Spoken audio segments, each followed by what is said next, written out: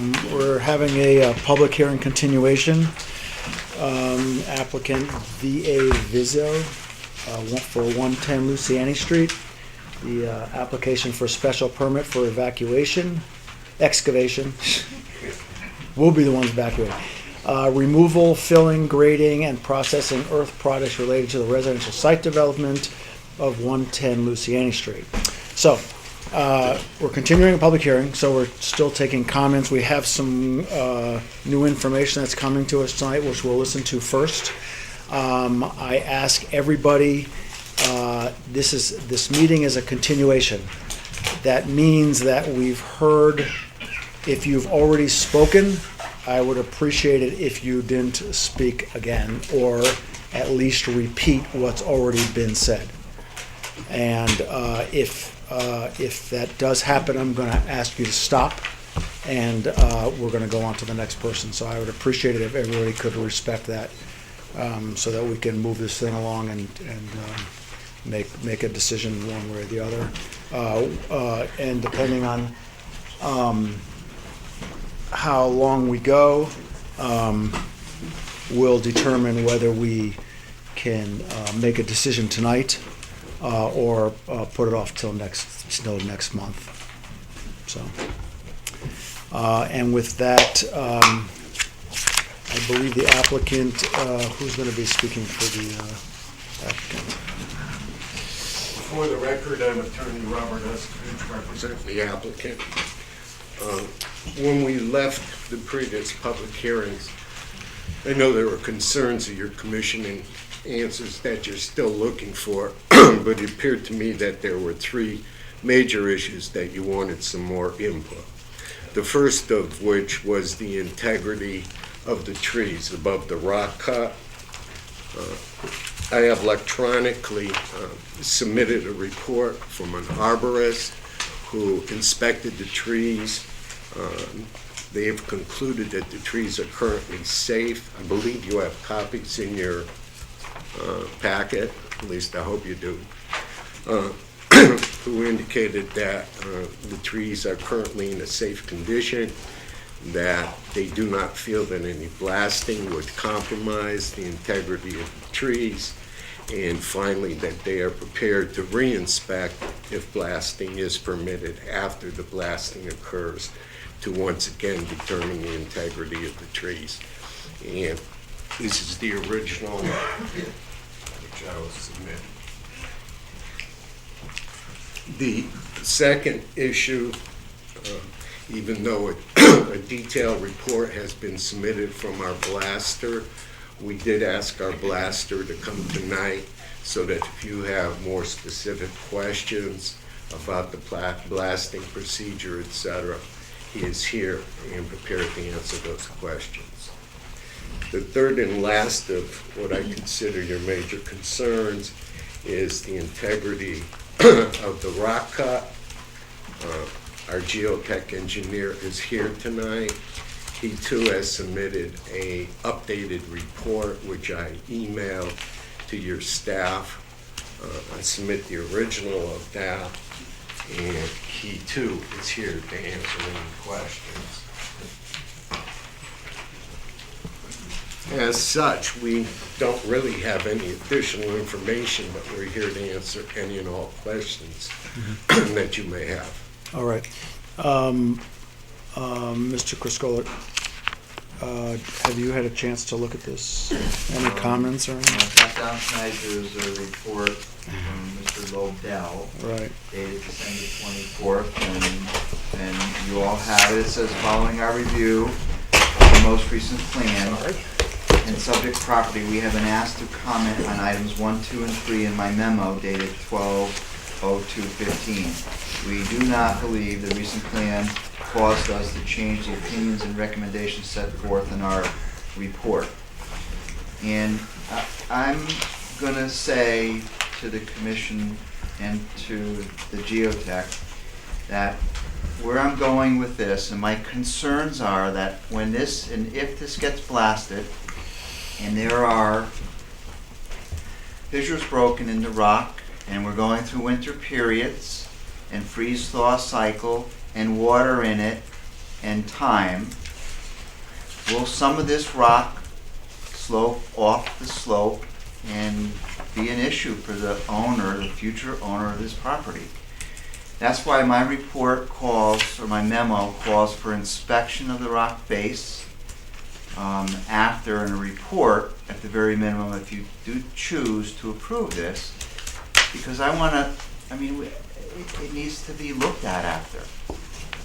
And I'm not an expert of blasting, but energy possibly could go back into the rock, or if they can deflect it, it could open up some fissures in the rock, and I don't see why water could not get in there and freeze thaw would cause some of the rock to dislodge.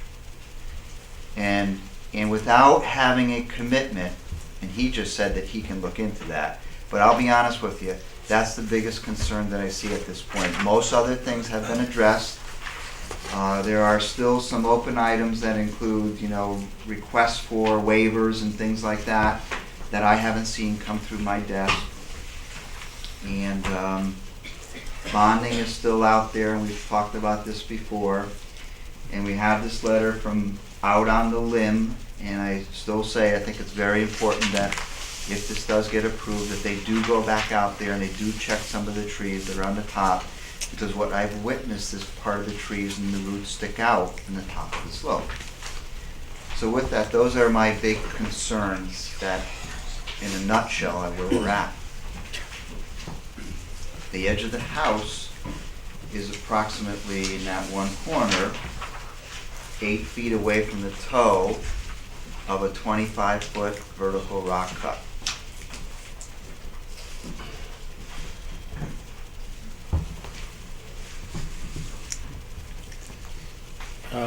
He does actually say in his report, re-inspection will be done post-blasting to ensure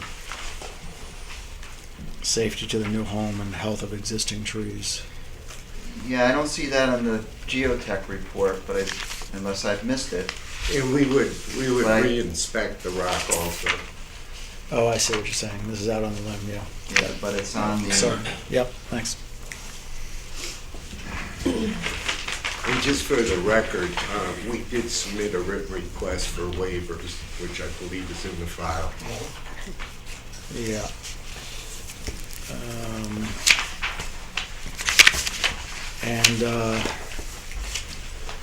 Those the waivers you're requesting is section 7.4A, to grade within 50 feet of a public road and property line. Correct. Then we have a section 7.4G, 1.3, vertical to horizontal, 1 to 3 of Correct. final grade and slopes. And then section 7.4M, 100 feet dustless surface and crushed stone shakedown area. Correct. Those are the 3 waivers you're requesting. All right. Are there any questions from the commission to Mr. Criscuolo or the applicant's attorney before we go into public comment?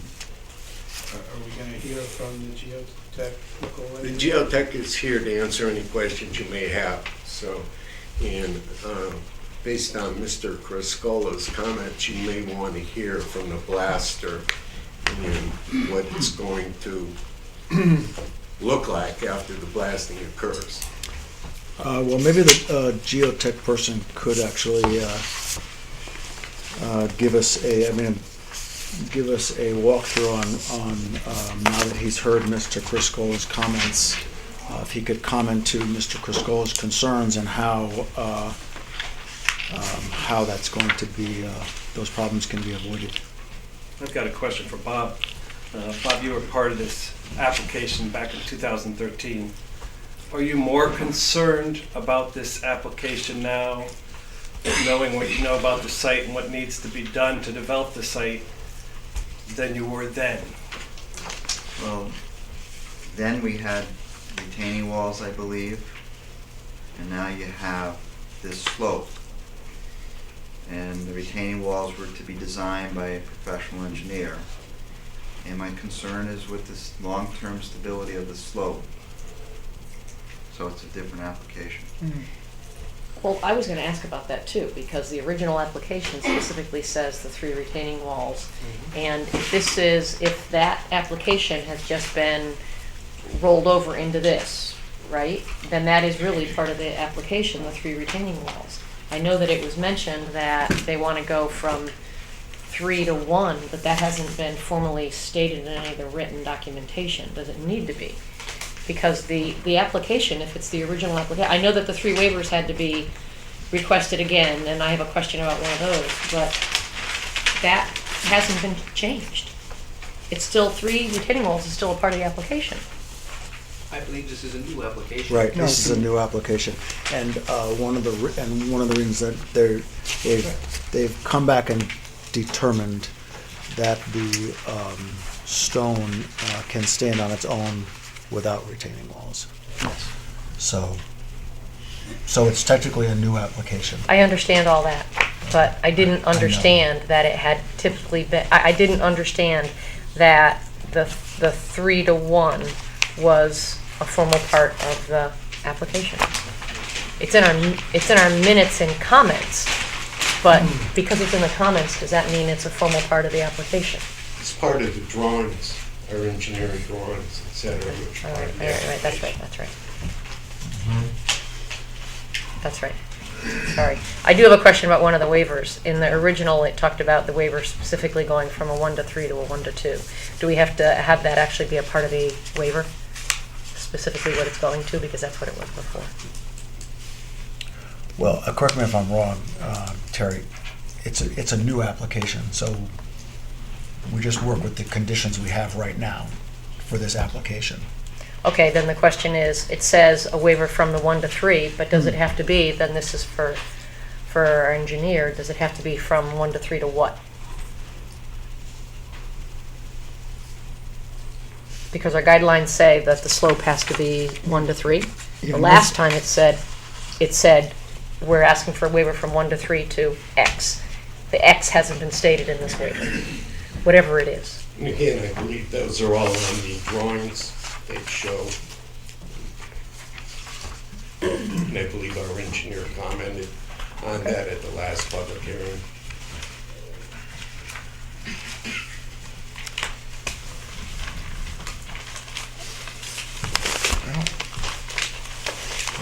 Our regulations don't say 1. Is that what our regulations say, 1 to 3? Okay.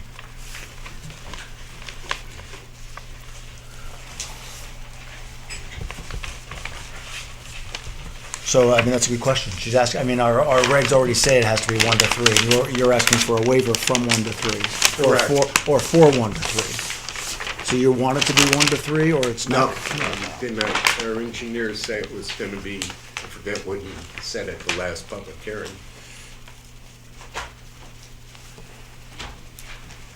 Is our engineer here yet? No. Mr. Criscuolo is on the print right now, what it shows. I mean, Yeah, I believe it's 3 vertical to 1 horizontal. Is it 1 to 3? It was, the regulations state no steeper than 1 vertical to 3 horizontal, and they are 3 vertical to 1 horizontal. So it's flip. the 3 to And that's the reverse, that's It's what the the box reverse. is made. That's the reverse. Correct. Yes, okay. Okay, so that's But, just but really what you're approving, if you so choose to do so, is what's on this plan. right. So if it's, there's areas that may be a little bit less steep, but I think that's a good approximation. So Bob, is that the steepest, the 1 to 3? As I see it, my notes show that is 3 vertical to 1 horizontal, and that's the steepest. That's the That's steepest. the steepest. Correct. If I could just comment, Mr. Criscuolo in the past has indicated that he wanted clarification that the geotech's review were of the current plans. There was a question on the dates of the review, and I believe the latest geotech report indicates that he reviewed the most current plan. All right. So why don't we have the geotech person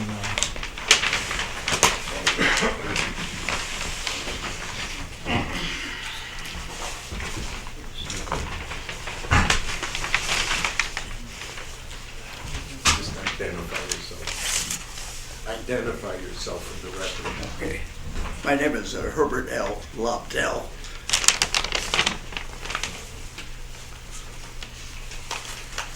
Did you, could you respond to the comments that Mr. Criscuolo had made and was questioning as far as the integrity of the rock? Can't hear you. The integrity of the rock. Guys, Mr. Lobdell has hearing aids. I also am hearing impaired a little bit. It's hard to, the noise is muffled between, you need to speak a little louder, please, even for myself. Okay. So, Mr. Criscuolo asked questions Yes. About the integrity of the stone, Yes. and the water and the thawing and the freezing, and he's concerned about the stone flaking off or breaking off, and he's concerned about its proximity to the house, which is only 8 feet away. And so can you respond to those concerns that he has? Yes. Please. I really haven't anything to add to my original report after having read over the, reviewed the up-to-date site plan.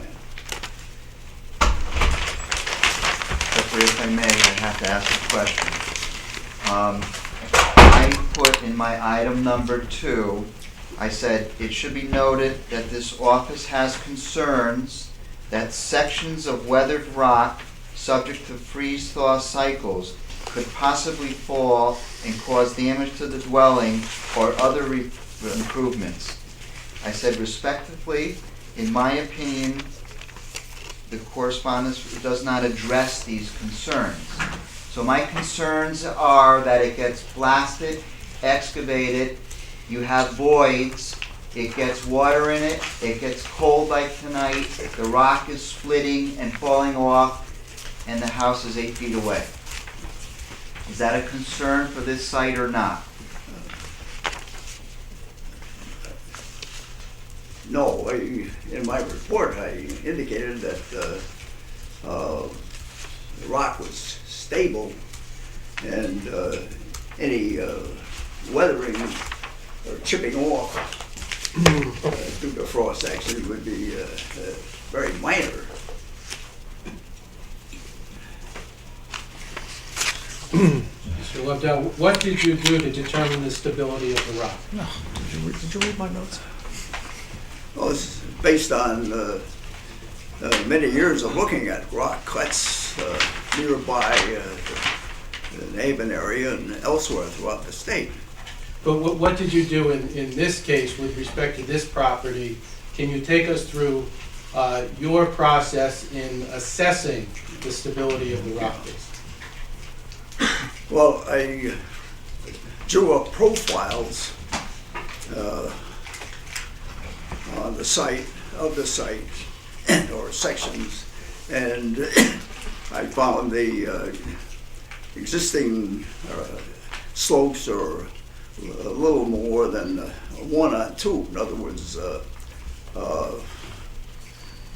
1 on 1 would be 45-degree angle, but in this case we're a lot on the site. The pitch is much steeper than that, and I know in observing many rock cuts throughout the state, I have found that, and knowing what the highway department calls for, most of the rock cuts that I've observed have been in the order of 1 on 5. In other words, horizontally, that's a pitch of 1 out and 5 downward. And so in many cases, the rock cuts throughout the state are in that, with that type of slope, or even steeper in many cases. So, In a residential setting, sir? pardon? Is that so for a residential setting, or are you talking about So highway a setting? cut is a cut, whether it's for a residence or or highway. Are the concerns for erosion and falling rock the same? Right, it's the same. It's had the same problems. According to the standards of your industry, that that assessment is the same, whether it's a residential plot or a commercial plot or a state highway plot? Yes. It's all the same standard? Right. And did you personally visit this site, sir? I did. When did that happen? I forgot in my the date of my visit was noted in my report. It was back 2 or 3 months ago, roughly. Did you ascertain the type of rock that was present? Yes, and in my report I just described the nature of the rock based on my review of the geological references I could find. When you visited the site, were you by yourself, or did you have somebody else from your office with you? No, I was by myself. What questions are When you're, is there a greater tendency? You're not suggesting that the rock is never going to break off. I mean, you don't think it's ever going. You don't think there's not going to be any. There's not going to be any stone on that wall that's ever going to like break off. I indicated there'd be some minor weathering. Okay. Yeah. And does that change as you go from the face and move back? So in other words, depending on its exposure, is there a greater chance of larger chunks breaking off? No, I don't think so. And one of the things they do on highways when they do actually have rock spalding is they put up these like chain link fence things over Yes. that. So are you suggesting that they do that here just in case? In my report, I noted that if erosion was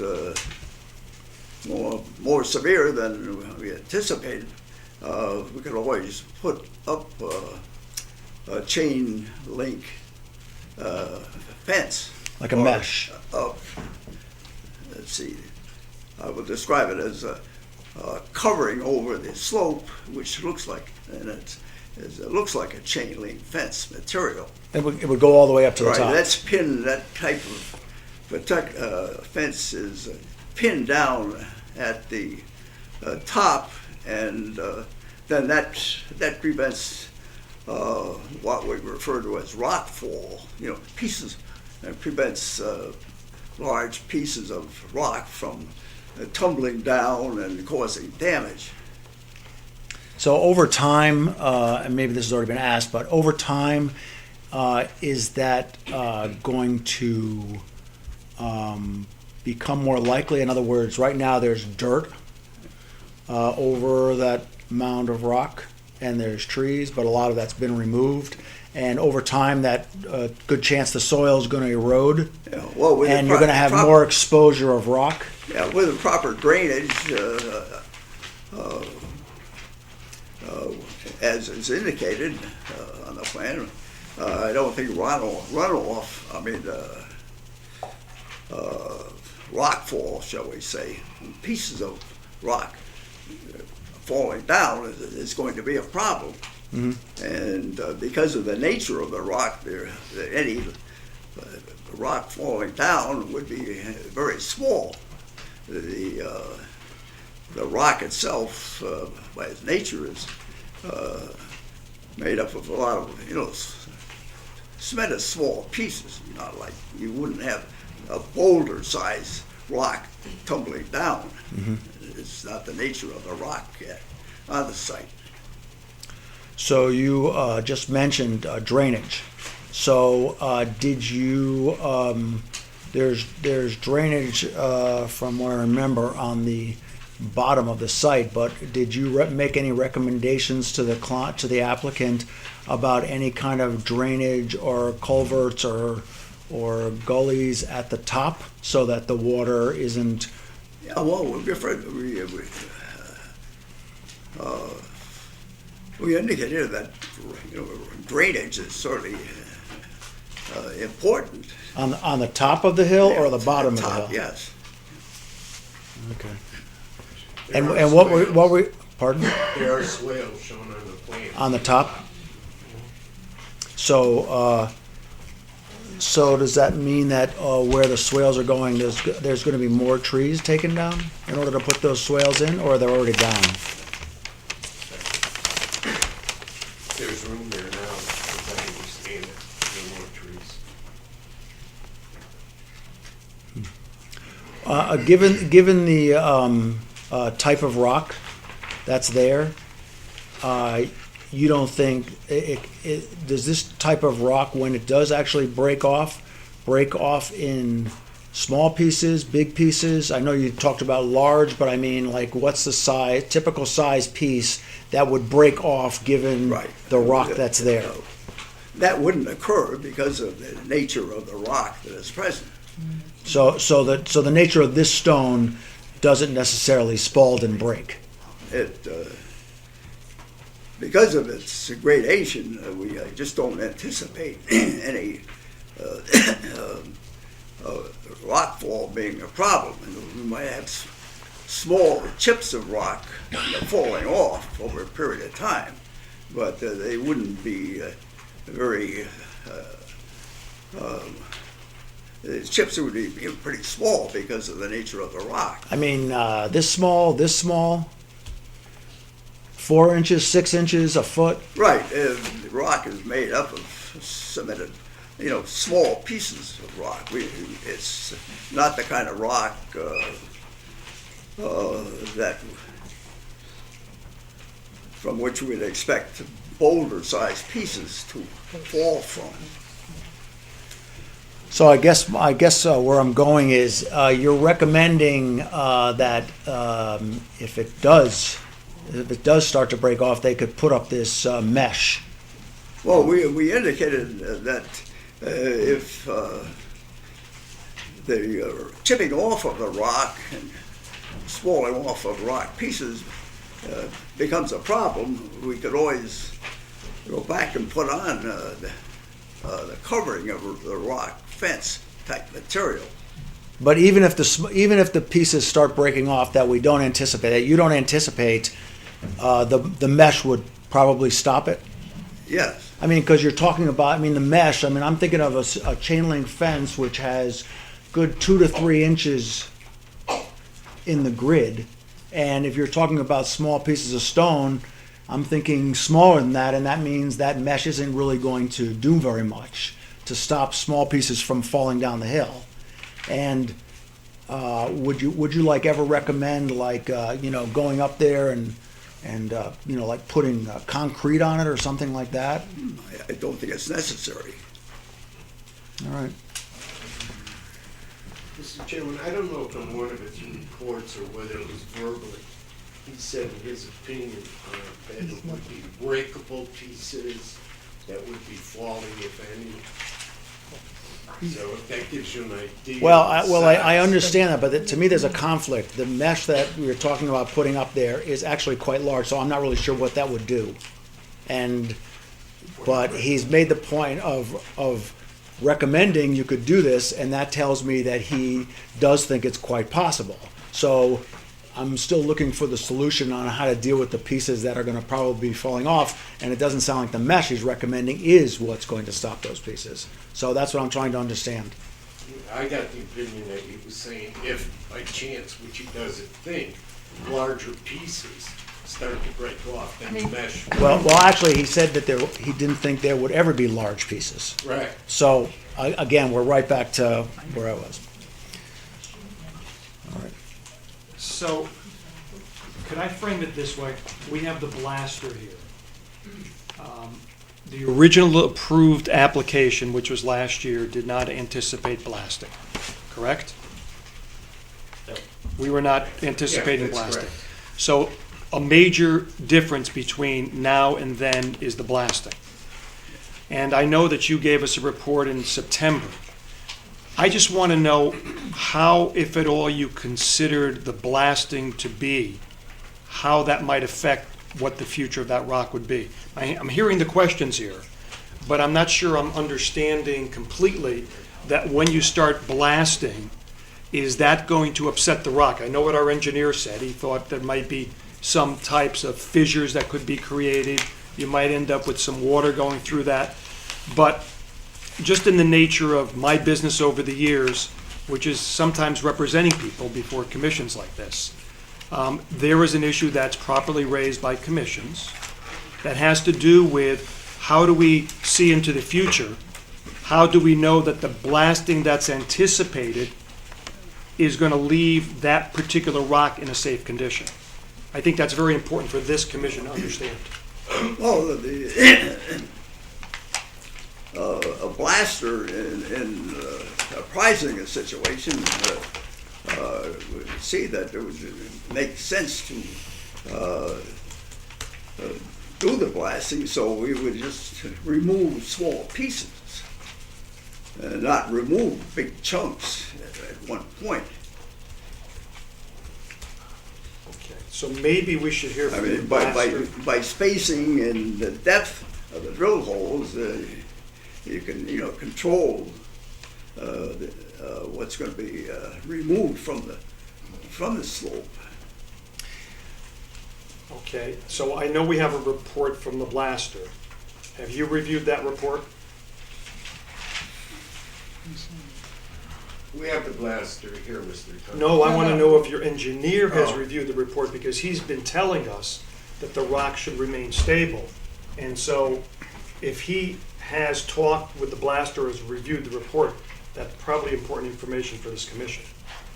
Or if he's not, then let us know. Well, I remember the site as it was when I visited Okay. the place, but Well, it hasn't been blasted yet, and, I assume there's been some work that was mostly but complete. any future blasting should be controlled, so we won't remove, or the blaster will not remove big chunks. Because if it By removed big- so we're not going to.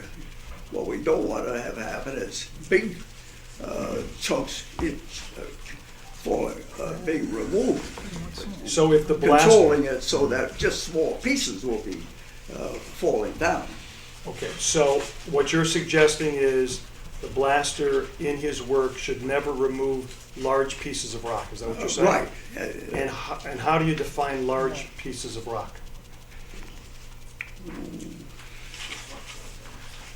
Oh, 4 or 5 inches, roughly. So anything more than that is no, anything less Right, than we that is don't want okay? to remove pieces, foot, 2 feet, 3 feet in size. And that can be done by a blaster who knows what he's doing. So I just want to know if it's your opinion that if he removes pieces less than 4 or 5 inches in a responsible way, that it won't affect the integrity of the rock, the 25-foot wall? Yeah. I just want to be sure what you're saying. Yes. Okay. All right. That's all I have with respect to this, Joe. I have a couple questions more. When they're blasting, I know the blaster's here, but when they blast, does the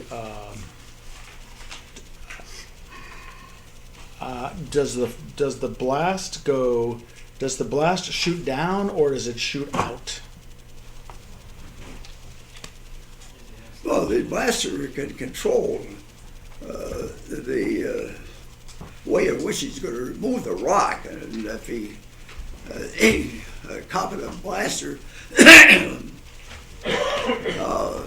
should know enough to just make the holes very shallow and close together, so we will only have chips of rock, falling off during the blasting process. We don't want great big pieces falling off. So We want to wind up with a nice, as smooth a surface as we can get. So you're not concerned about the integrity of the rock when it's blasted, of creating cracks that go into the hill? No, if blasting is done carefully, that shouldn't create a long-term problem.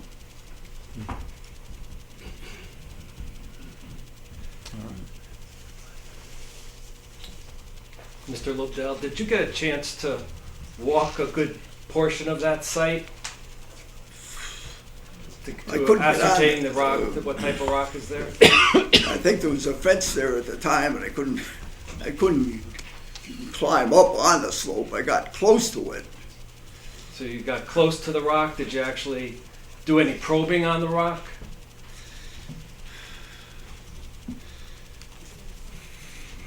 Well, I remember examining some pieces that were taken off the slope. You know, that I could remember holding in some small pieces in my hand, but I didn't physically get up and on the slope itself. The only other thing I have on the memo dated November 11th, 2015 from your office, it says, with respect to the question of length of time the rock slope will remain stable, it is our opinion that it should remain stable indefinitely unless it's disturbed. Now, does blasting disturb that rock? Well, the blasting, if carefully done, will just disturb the very outer part of it. But whatever blasting is necessary, once that's done, as it's shown on my cross sections, there shouldn't be any long-term problem. Right. What could possibly disturb the rock other than the, Pardon? what could possibly disturb the rock other than the blasting?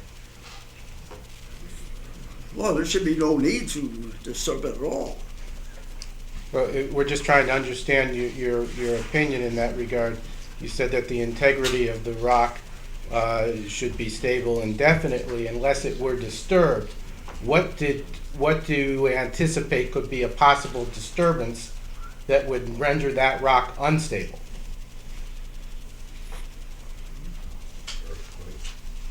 Well,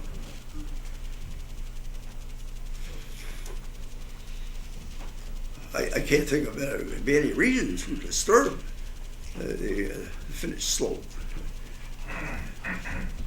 Just erosion will create, as I said before, maybe small chips, falling off. But with a smooth slope and the control of drainage, as is called for in the plans, there shouldn't be any problem in that regard. I have, I'm sorry, I keep going with questions because the information's great. The corner of the house is going to be 8 feet away from the wall. Yeah. Well, we addressed that in our report. I understand, but now we're kind of wondering, it's possible that there, and even in your report responds to the fact that it is possible that there's going to be some rocks falling off there. So are you, was it a thought or did you make a suggestion that maybe there should be more distance than 8 feet?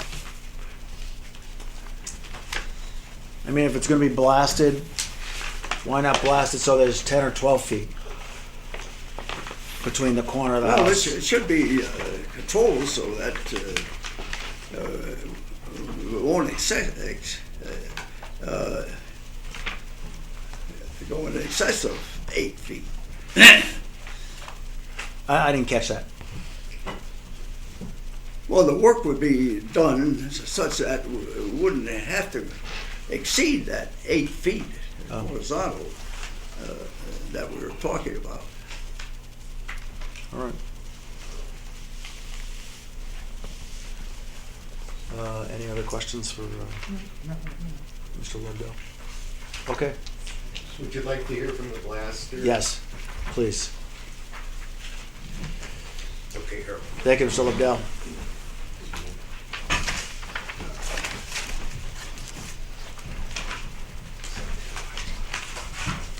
How you doing? I'm Jay D'Ambrosa from D'Ambrosa Blasting. Is everyone signing in?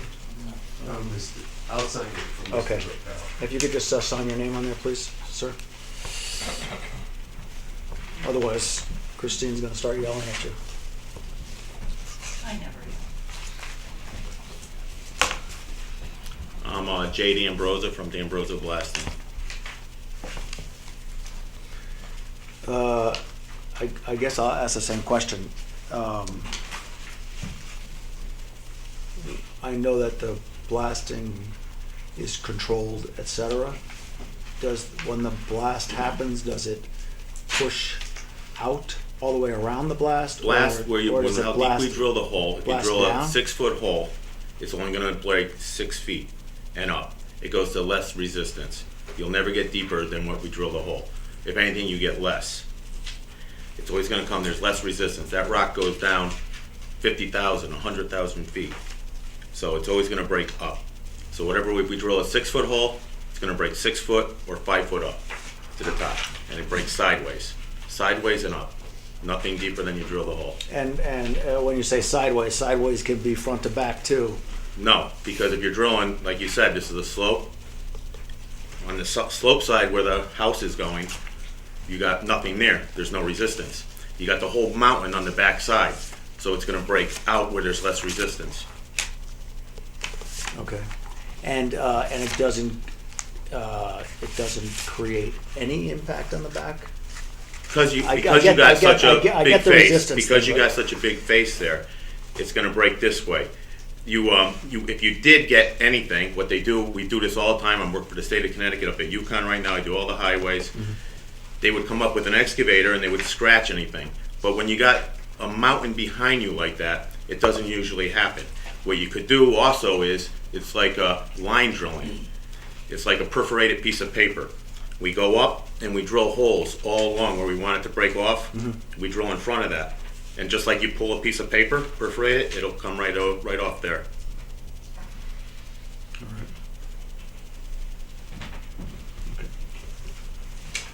Anyone else have any questions?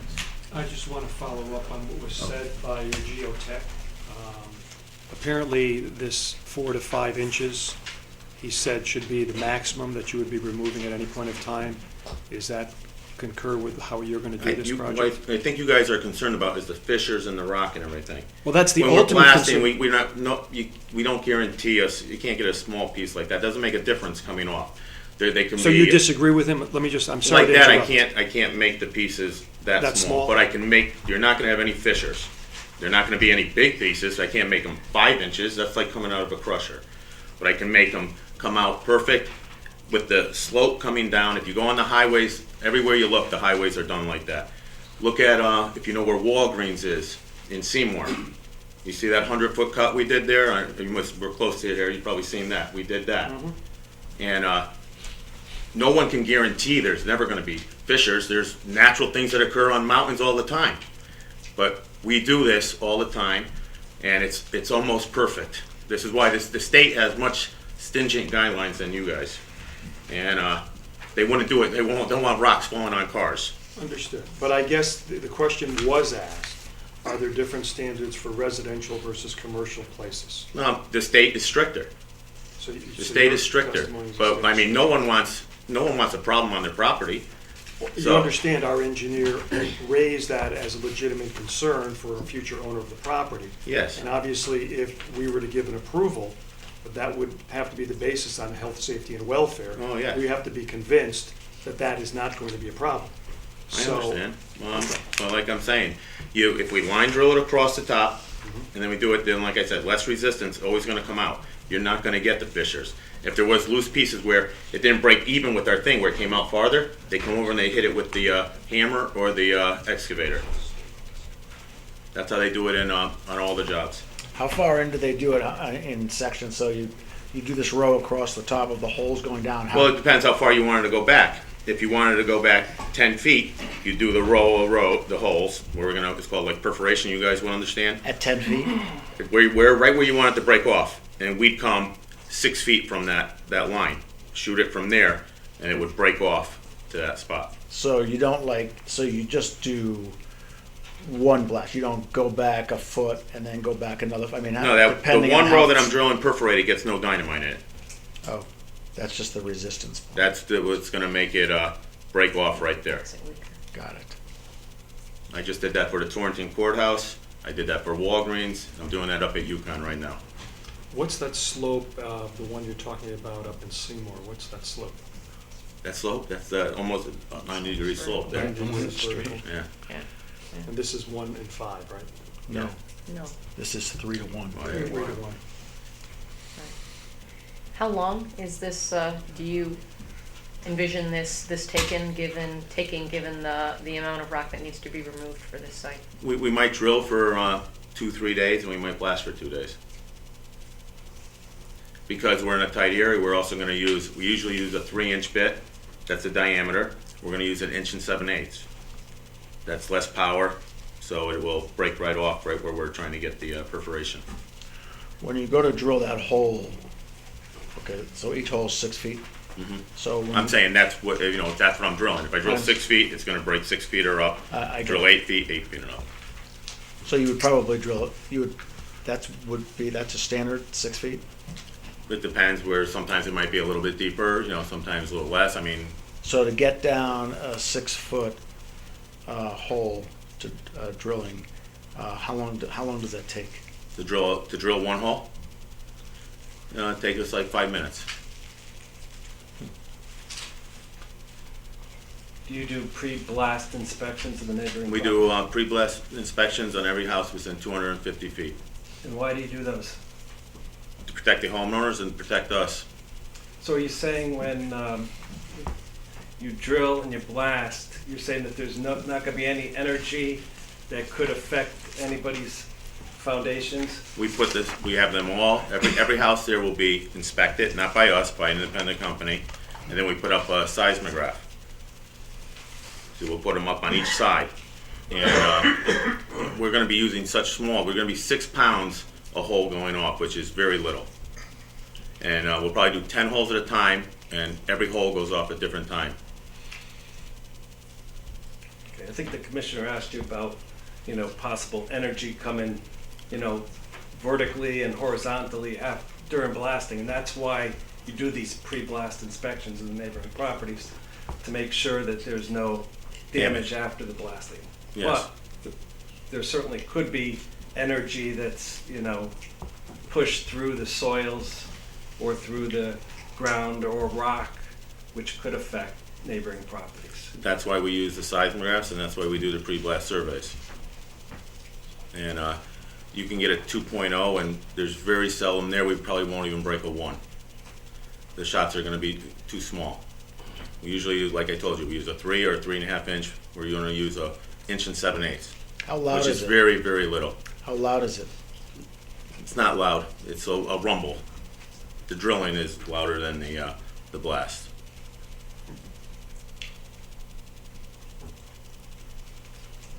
What is the inspection like when you go and check the neighbors' houses?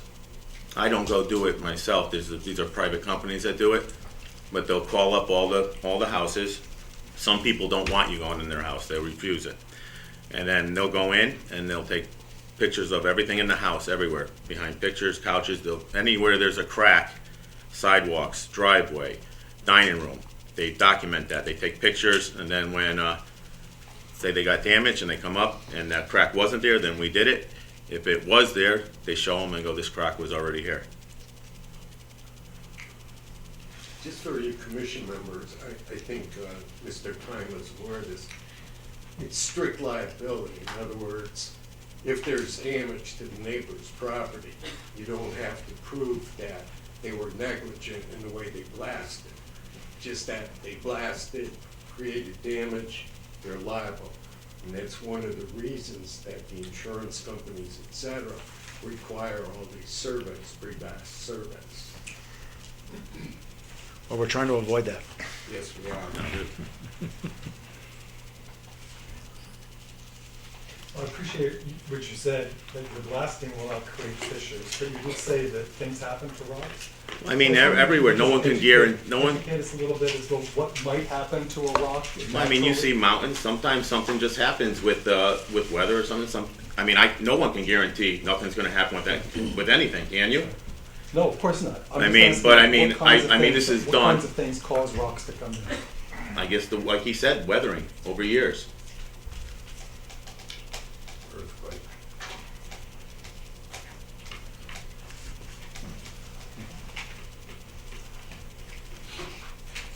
Any other questions? If you were not to blast and you were just to continue with the kind of work that has been going on at the site, which is basically the drilling, you said that that's louder, drilling is louder than blasting. I'm not doing any work there right now. Okay, you're not, well, but you're familiar, what I think you said. Just wanna make sure I'm Drilling, clear. because it's gonna be constant when we're drilling, but the blast is just one rumble for, a second.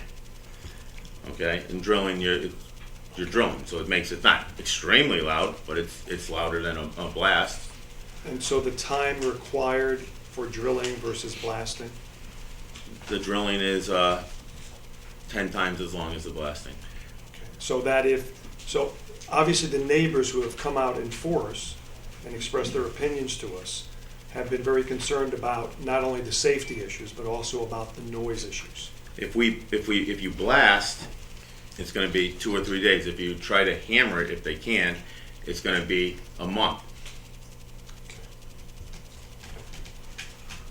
I think that's what you were mentioning when you said drilling, you meant hammer. Yeah, we don't do that. Their company doesn't do that. No, I understand. I was just trying to make sure I understood. All right. Mr. Criscuolo, do you have any questions? No, I think that a lot of things were discussed, and I think that, everything is out at this point. It appears to me that, in my opinion, that after the blast and excavation inspection by a geotechnical engineer is still very necessary. We have no objection to that being part of any approval. All right. Thank you very much. Thank you. He's right, if he goes home, you're not gonna have any more questions. Yes. As long as there's no blasting, we're okay for right now. All right. So we'll take some comments from the residents. Is there somebody who would like to speak? Is this in favor or opposed? In favor. Would you like to speak in favor, Mr. Salato? Nope, I just want to get the ground rules down. Okay. Is there anybody here that would like to speak in favor of the application? Is there anybody who would like to speak opposed to the application? Thank you. Again, I just would like to remind everybody, we've heard a lot of testimony already, and we would all appreciate it if we didn't have repeat. Thank you. My name is Mike Walter, I live at 66 Luciani Road. My first time speaking here. 66.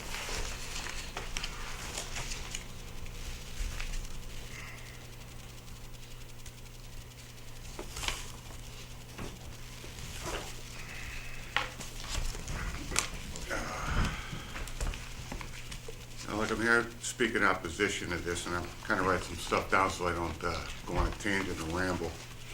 Try not to reiterate too many things that have already been said in the past. I live down at 66 Luciani, which is about 12 houses away, and from the previous hammering and stuff, I could hear it pretty clearly down from where I was. I also own a home at 95 Luciani, which is down about 250 feet from the site. It's got 60-year-old foundation, plaster walls. Pretty concerned about the blasting. Done a lot of work to that property. I understand. I've been watching everything from when this guy started coming in with his first applications on WeGat and some of the later meetings. You know, I understand everybody's got a right to try to build on their property, but during the last year, you know, I've been monitoring the site, and even this year wondered why he stopped in July early when the weather was great and his deadline was in September. You know, a lot of the TPZ requirements on his plans were not met, where he waited until the 11th hour to comply. And really, anything I'm talking about, it's no offense to any of the architects or any of the owners, people he's got employed, because I believe that the owner bears full responsibility for anything that happens on his property.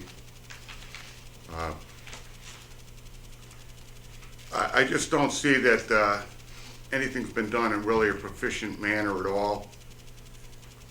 To me, that's, you know, strike one. You've had time to complete your site work and get everything done. You know, the last couple of meetings, either the owner hasn't showed up or people haven't come in with any of the information provided, requested by the TPZ. And we're sitting here now in January, you know. Not meeting your deadlines, to me, that's strike two. I mean, you're not working in a proper and professional manner. I'd hoped to see further drainage work done prior to this. The weather was so nice in December.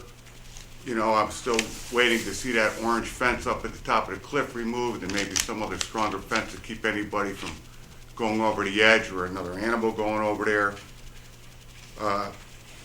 The removal of the fill laying over the existing drainage culvert that sits between, that's on his property where the Kaufman once thought that was their border. There's still a pile over there. You know, if we got really a heavy rainfall, where's that water gonna go? It's gonna go right around the pile. It's not gonna go into the storm drain basins that's there. That hasn't been done. So, you know, again, things just sit there. I really believe that there was insufficient site work and testing done to begin with before the original application was done, and that's why we're sitting here now talking about blasting. And, you know, the owner seems not to care or is very inconsiderate of the residents of the area and also the TP Commission. If a new application approval is granted, will it be completed by the next deadline? Will he continue to disregard the TPZ requirements and or not notify authorities of problems encountered during construction? If he builds and cannot sell, will he rent? He lives in Florida. The absentee landlord thought bothers me. I own a few properties there. My tenants call me, I'm there right away. You know, I've got a lot of money and time invested over the 20 years down in this neighborhood. I really care about this area. I care about my neighbors. If he runs out of money during construction, can't get a CO, will the lot look like the one on Route 67 that's been sitting there for a couple of years? You know, you can see the outside of the buildings, but nothing's going on there. Weeds growing. It's an eyesore to that area. I hate to see that happen around here. You know, then the neighbors are stuck with looking at that until who knows what happens. I had concerns regarding the blasting. Some of those questions were answered on the type of charges. The pre-inspections company that was going to come in, that's nice because with a 6-year-old concrete block foundation, I worry about water getting in there. If I have to put a water system in there and I can't prove it, that's 10 grand easy out of my pocket. Plus the inconvenience of my present tenants. The reverberations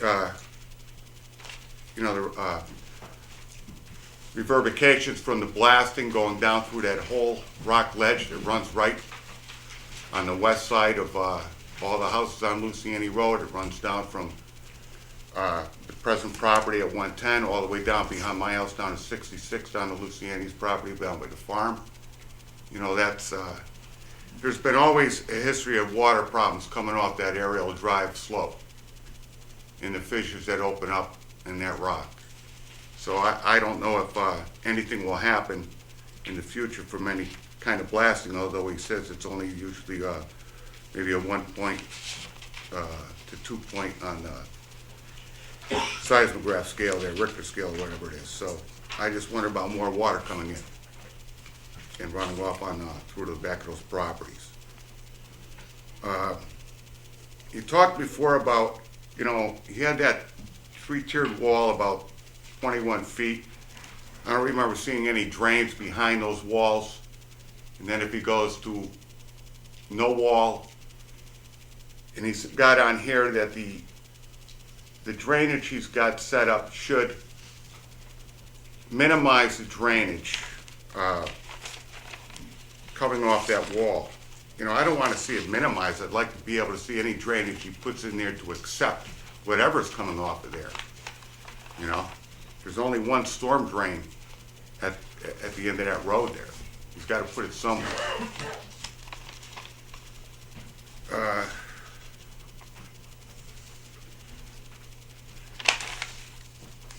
And he was talking about blasting also for the foundation. I don't know how deep he's got to go, but there's also, he's still got to put in trenches for his water and sewer lines, which got to go down at least 48 inches. Does he have to blast for trenches there? Then he's got to connect to the lines up on Luciani Road. I don't know if those lines go to the end of the road. And when he's connecting on those lines in the road, on Luciani Road, the two neighbors, I know the Criscuolos can get out, but where Malazzis are and the new people that just moved in, are they going to be able to pull into the drivers or get out with construction going on for the connections? I don't know if anybody's thought about that, because you're going to have to park down the street. You know, these are questions that I've thought about, and I think you should think about too. And in the long run, you know, the owner seems to be playing ball with the town TPZ. In my opinion, these 2 strikes against him already. I want to give him a 3rd strike. I'd make him walk.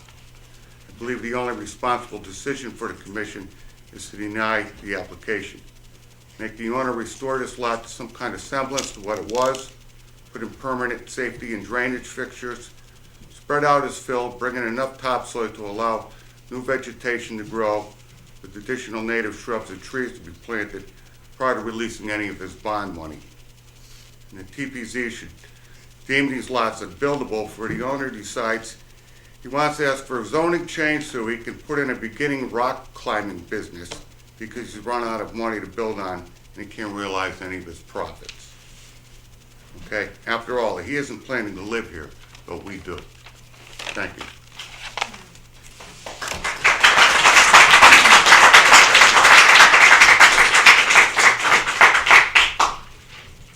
Is there someone else who would like to speak? Ma'am?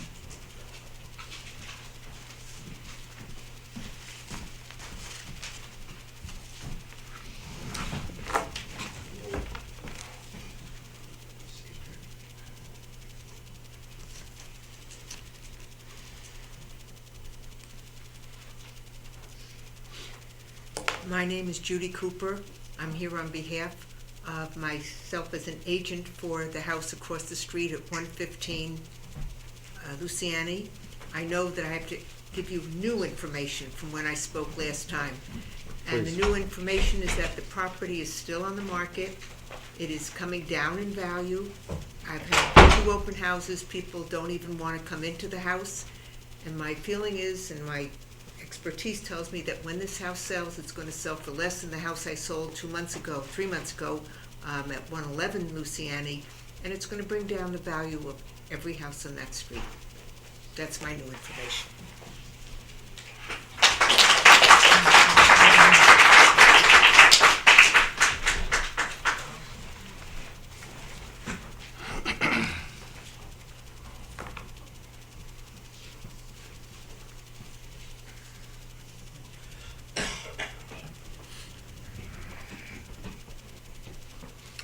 Good evening. I'm Dr. Louis M. Cofrancesco. I'm Peter's brother. I'm from Bethany. I just have 2 rhetorical questions. Before I got into the healing arts, I worked with my dad, who was a builder. He built 400 houses in Connecticut.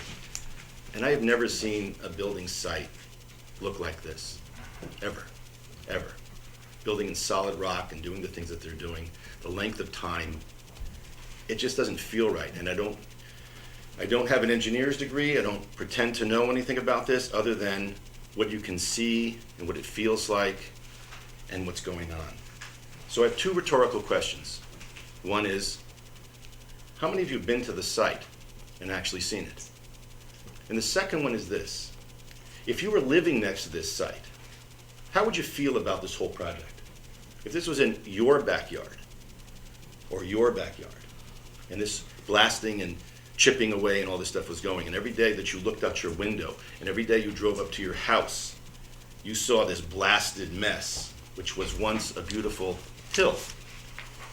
How would that feel and it influence you tonight? That's all.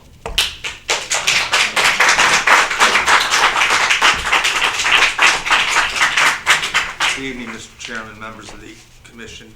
Donald Salato for Mary and Peter Cofrancesco. I'm aware of the advisement of the chair not to be repetitive or redundant. Request from the chair, please. Oh, okay. And I want to address my comments specifically to what has been brought out in testimony and presentation tonight. I'm glad that finally Mr. Lobdell was able to come here. It's apparent to me that whatever inspection he made of the subject premises was cursory at best. By his own testimony tonight, he got close to the slope and was able to observe it, and based on some anecdotal professional knowledge, but not literally a hands-on experience, he arrives at the conclusions that are set forth in his report. He has failed to answer the questions that Mr. Criscuolo has succinctly put forth again tonight. There's been no definitive answer, nor even, frankly, a good faith attempt to confront and address the quite obvious concern about blasting, causing fissures, causing frost and heave, causing expansion, causing contraction, causing further cracking, and perhaps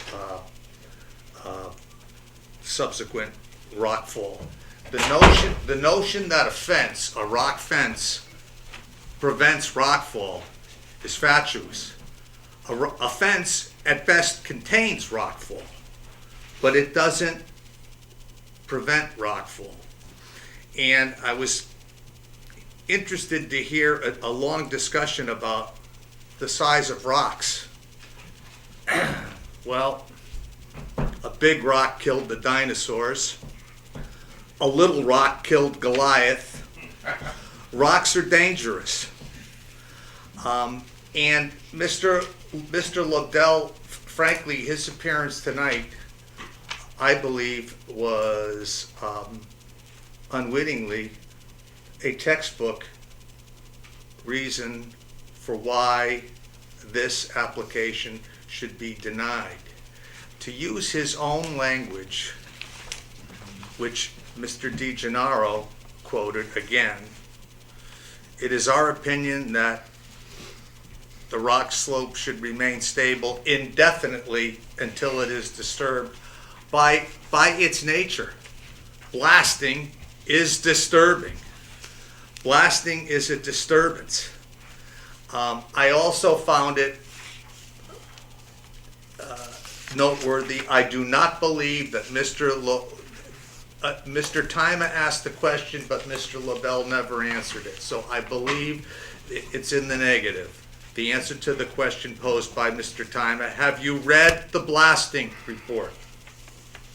I don't believe Mr. Lobdell answered that question, and I sit here tonight saying, I don't believe he read the report.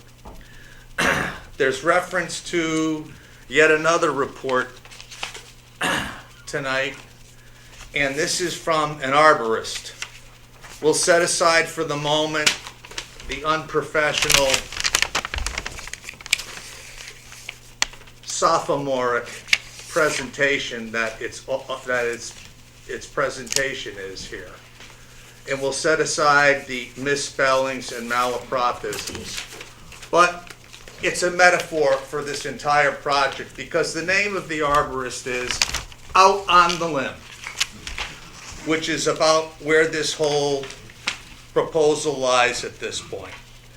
I think Mr. D'Ambruzzo was probably the clearest proponent of a very foggy presentation. But even he said, it's almost perfect. Well, this is one of those things where it has to be absolutely perfect. And nobody can safeguard and vouchsafe for that eventuality because it's fraught with peril. I think the application sinks on its own presentation. And should there be any impulse to grant it, I think you need to consider very carefully that there should be no waivers granted. And God knows how much money should be required of this applicant for bonding. The notion that somehow people who live in this neighborhood are supposed to feel comfortable that it's strict liability and they'll deal with an insurance company for a claim is insulting. Thank you.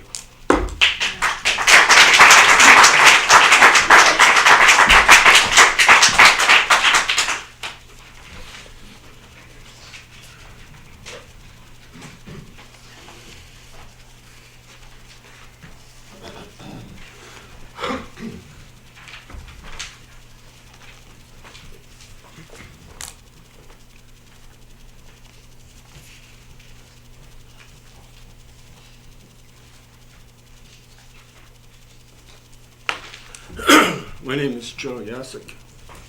I live on Arrow Road. And I just have an observation and a question. No matter what happens, whether they blast or dig or whatever, we're still gonna have a cliff here at the end. And I understand that this house may be 8 feet away from this cliff, or at least one corner of it. Yes. And if the town approves this, and it goes through, and a family with kids, teenagers, buys this house, and my concern is, I know kids. I could see them jumping from the cliff to the roof, back to the cliff again. And God help us if one of them breaks their neck. Is the town liable if something like this happens in the future, if we approve this? Don't know. Good question. That's all I wanted to say. Thank you.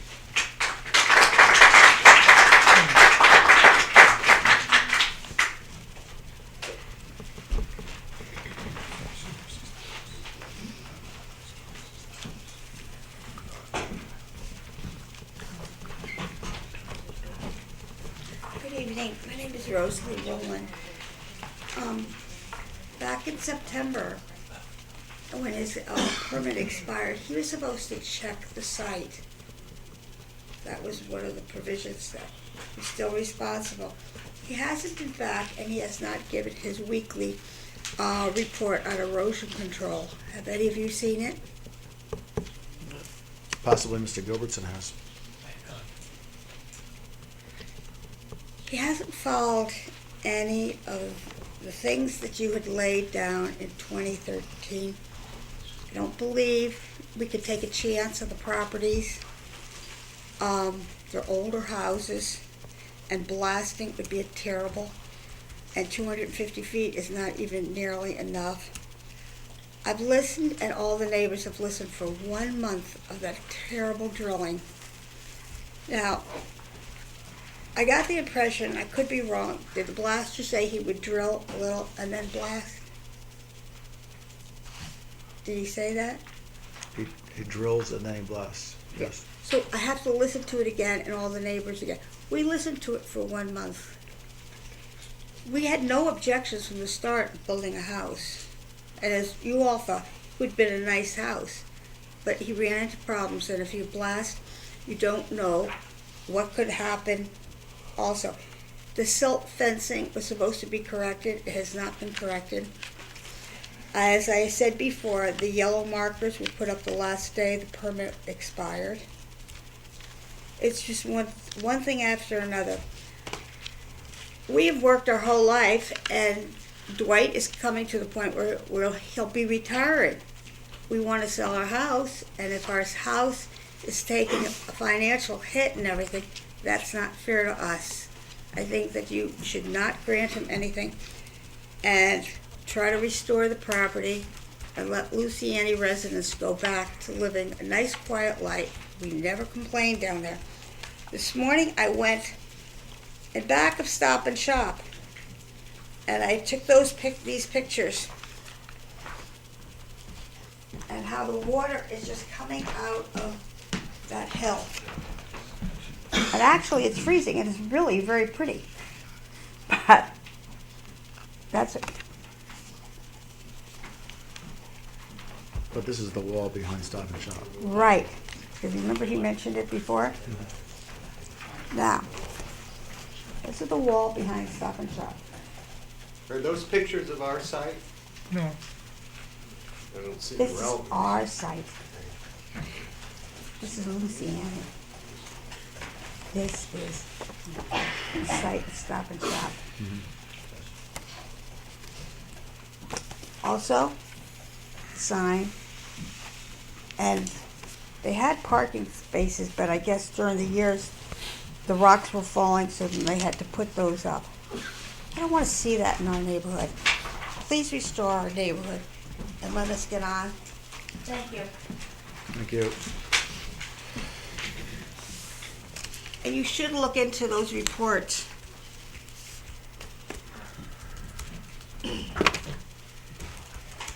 He's failed again.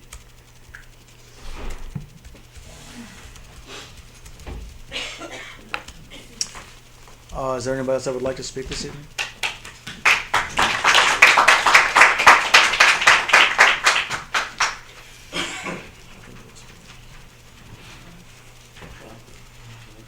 Is there anybody else that would like to speak this evening?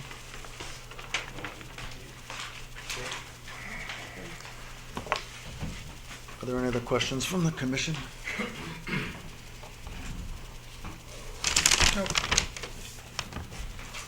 There's one about, from the engineering report, right? If there's a question that was asked, runoff from aerial road and claims of a spring must be investigated.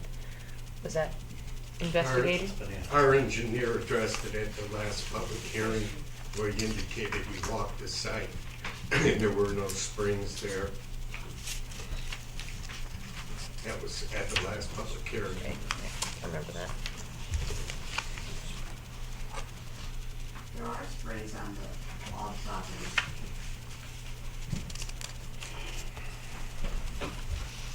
All right.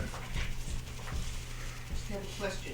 If the application is denied. Mrs. Cooper, can you please come up so we can record this? Thank you. Judy Cooper, if the application is denied, what will happen to the drilling that, and the blasting that's been taking place, carving out a hole into the rock? How can that possibly be put back? Because there is definitely damage, in my opinion, to the lot, the way it is now. Well, I'm not under the understanding that we can make them do anything. I'm sorry, what? I'm not under the understanding that we can make them do anything. So it would just remain the way it is? Just want to raise that point. Okay, thank you. It's a good point.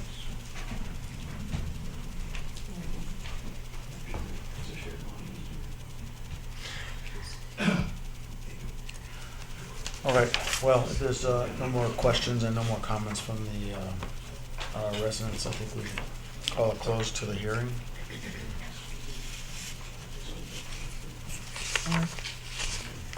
All set? Yep.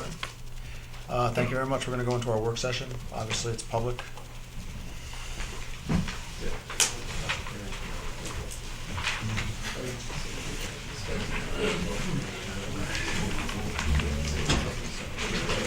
You're damned if you do and you're damned if you don't.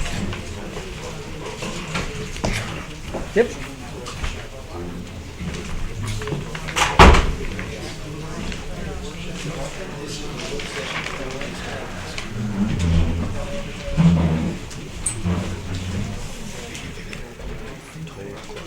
Oh, yes. This guy here,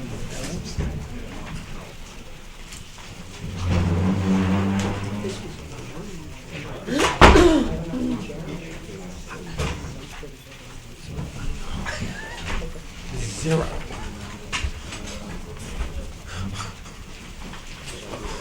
Huh?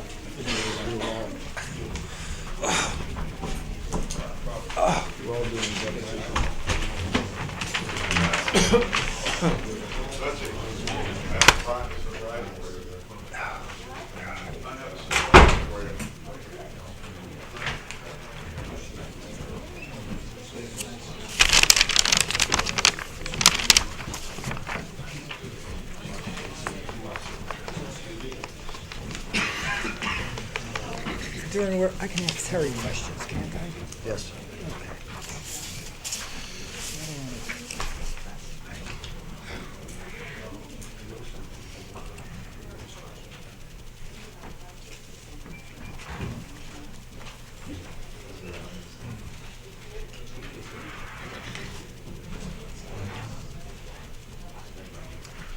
All right. I have an initial, I guess, jurisdictional question.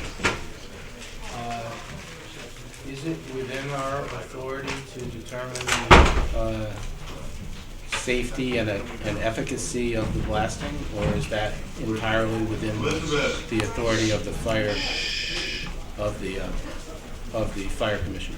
I mean, granting a permit for it? Or Should it even be part of our consideration as to whether the blasting is safe or not? Gotcha. The fire marshal is who is in charge of Fire issuing the marshal. blasting permit from the fire commission. I misspoke when I said commission, but does that mean that the question as to whether the blasting is safe either presently or in the future is something that need not be our concern? As well as the potential damage to the surrounding structures. Because I would think, maybe I'm wrong, that is taken into consideration by the fire marshal before they will grant a blasting permit. Except that the bond is determined by this commission. Okay, so we Right. determine, is that it? I don't know, that's what I'm Right, asking. the bond was determined by this commission. No, the bond that you determine is a bond for the site Must be a work separate which is bond for accomplished. blasting. Anything related to the blasting is under the jurisdiction of the So fire they marshal. determine their own. And I will tell, oh, sorry. It's good. I agree with what you're saying, but my questions were more, In terms of what is the residual of the blast? Sure. I understand. That was my second question. Is it within our legal authority to require the applicant to have a different geotechnical engineer inspect the slope post-blasting for its integrity? Oh, that's interesting. I mean, we should require the inspection. Part of the Part of the condition of approval, why not? Why not? And just say we don't want this geotech person, we want a different geotech person. Yeah. Really?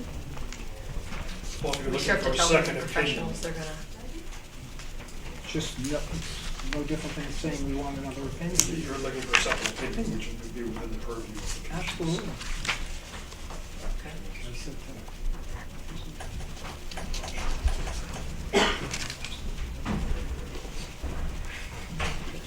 All right.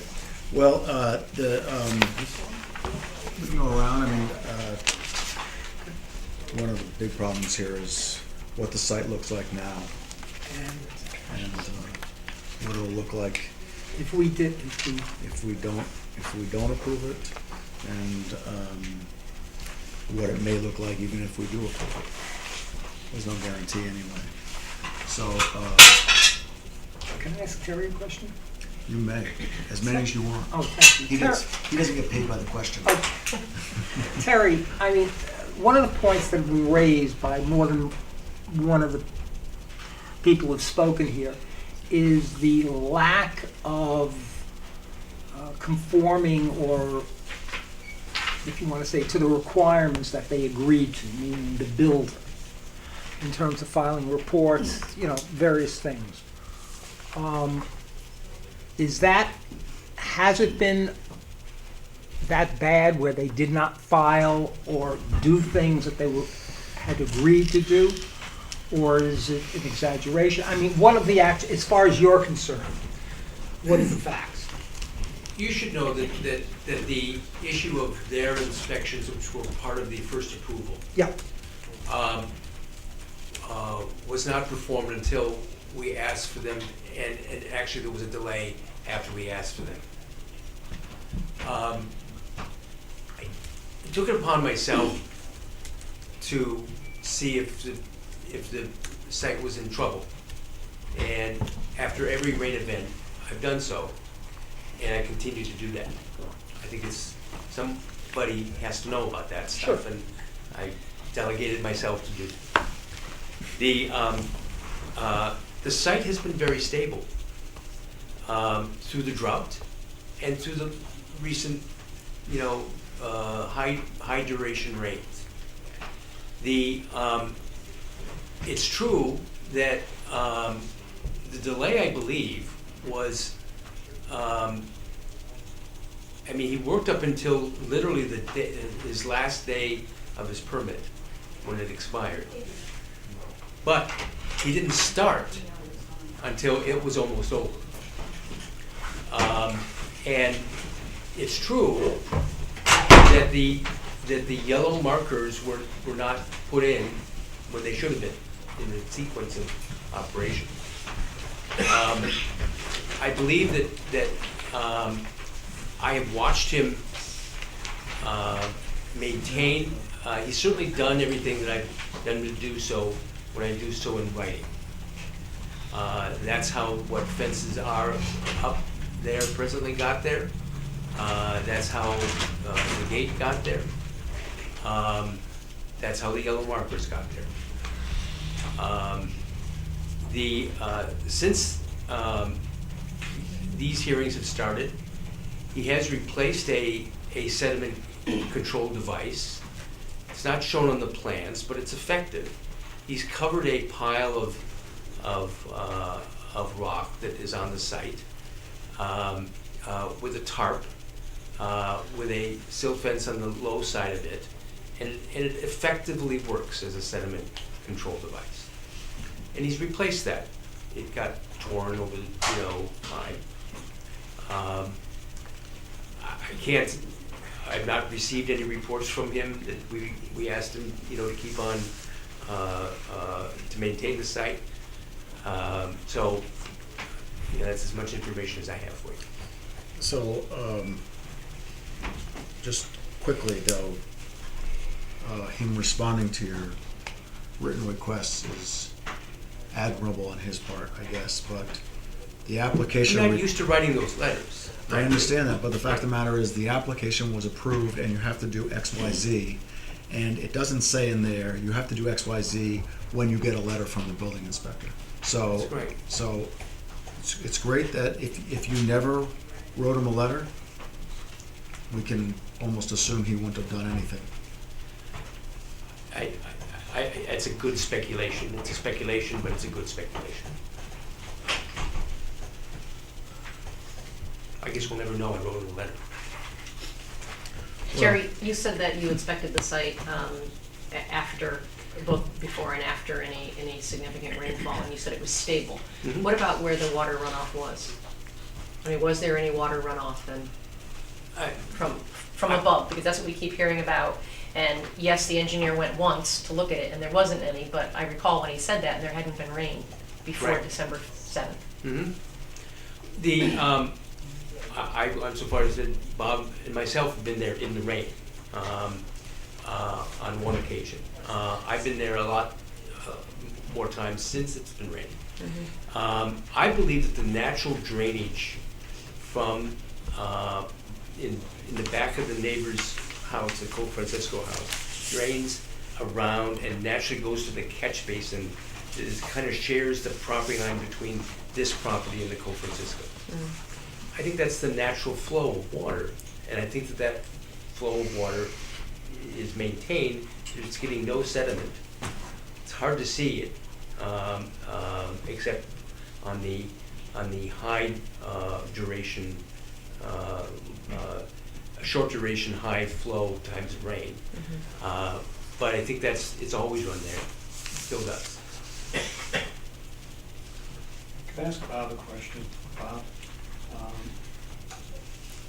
And I want to make sure I'm getting this right. So, in an earlier iteration, I'm going to refer to October 23rd, when you look at part of the plans, and obviously there's been some modifications, but you said one thing about the slopes. And I listened to, the gentleman who's the blaster talking about, how you get these totally vertical slopes. So I just want to get a feel for, this is 9 times different than what our regs are. And we granted him a waiver at the beginning, but it wasn't for 3 to 1, right? It was for what? What was the waiver for? 1 to 2. It may have 2 to been 1. 1 to 2. 1 to 2, Because it right? had walls. And it had Exactly, retaining because it had walls. the And it had walls. 3 retaining walls. So this is a significant difference. Yeah. And so I'm listening to what is being said, and I realize people don't really know when rocks are going to fall, and as been commented upon, obviously when rocks fall, it's dangerous, so I understand that. But the ultimate issue is this thing going up at an incredibly steep angle. And are you putting it in a position where you're creating a dangerous situation potentially with approval? That's always a concern for me because, obviously the applicant has the burden of persuasion. So that's something that we'll off the way as to whether or not we're persuaded that the testimony that came out tonight, made sense. But I'm just wondering from a professional aspect, since 1 to 3 and this is 9 to 3, right, 3 to 1, so it's 9 times different. What your sense of that is? Oh, that's a very, very good point. And my experience of rock cuts through my career is that you could have very, very hard rock. If you have hard rock, you can do a vertical cut. If you have a rock that's a softer rock, you not necessarily can do a very steep cut. You may want to make it a 1-to-1 slope. And he's a geotechnical engineer. Right. And he needed to analyze that. He's saying it's soft. And I didn't hear that. I read the reports and maybe I misunderstood or didn't get it tonight from him. But it's all about, for me, the hardness of the rock. If it's really hard, you can make it vertical. If it's soft, you better have it cut back. And we talked about that, I believe, on December 7th. In addition to that, the blaster, I believe, was talking about pre-splitting and making the holes very, very tight. And that's... And smaller. And small. And that was encouraging for me because you don't want to have less holes with more charge because that's an uncontrollable blast and you're going to get all sorts of issues. So I hope that answers the question. I guess I looked at it. I didn't feel the rock. I think that's his thing, his testimony. And you need to kind of weigh in whether the rock is hard or not. I don't know. I didn't. Well, I'm not sure I recall testimony about the hardness of the rock in any detail. Am I missing something? I didn't hear that, but I think if you read into all his reports, he's saying his cross sections and the rock that he picked up, from what I've heard over the last couple of months, was enough to make him feel comfortable with the cut. This is the view. He wants a waiver of this. Yes. So we don't even know that the rock he picked up was a piece of the ledge that's there. It would just happen to be a native rock. I don't know. We don't know. The ledge that's there is a native rock, and it's a fair assessment. I just want to point out, Andy asked about the safety, whether we were to take that into consideration. I think in general, if you look at our zoning regs under section 1.21, the purpose of our regulations is, and I quote, says, to secure safety from fire, panic, and other dangers, to promote health and the general welfare. So.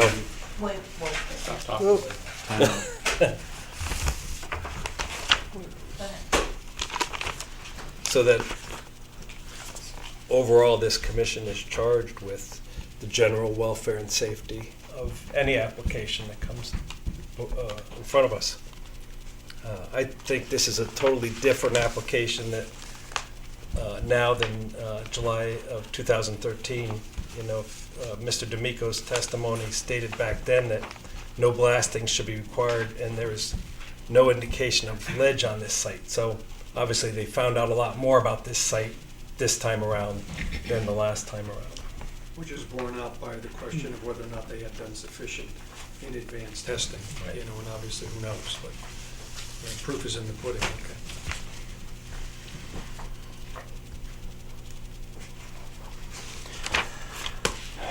Well, actually, it's unfortunate they didn't do their due diligence, because life would have been a lot easier for For the everybody residents, if they had just absolutely. done a job to begin with.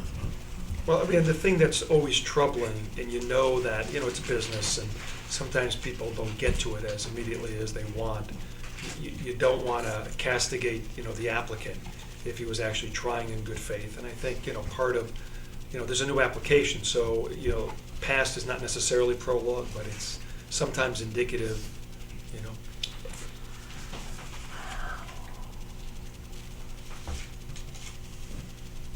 I think the other question that was raised, Jeff, was what happens to the site? That's exactly going what I'm forward. thinking. I know that was raised by Attorney Salato previously, and a lot of people have said, part of the responsibility is the restoration of the site, and is this commission empowered to do that? I'm not sure what your experience is with respect to denied applications and work done on sites in terms of whether or not there's been prior edicts issued by this commission as to restore sites.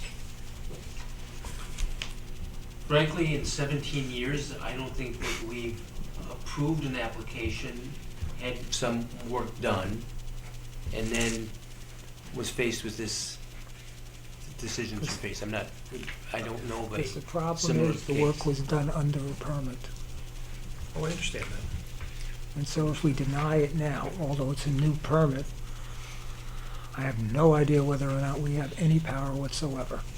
Well, probably Over under the the site. general regulations that's in there, you may have it because an application is pending, but you're right. I guess if we were representing the applicant, we would certainly be quite resistant to having any order issued.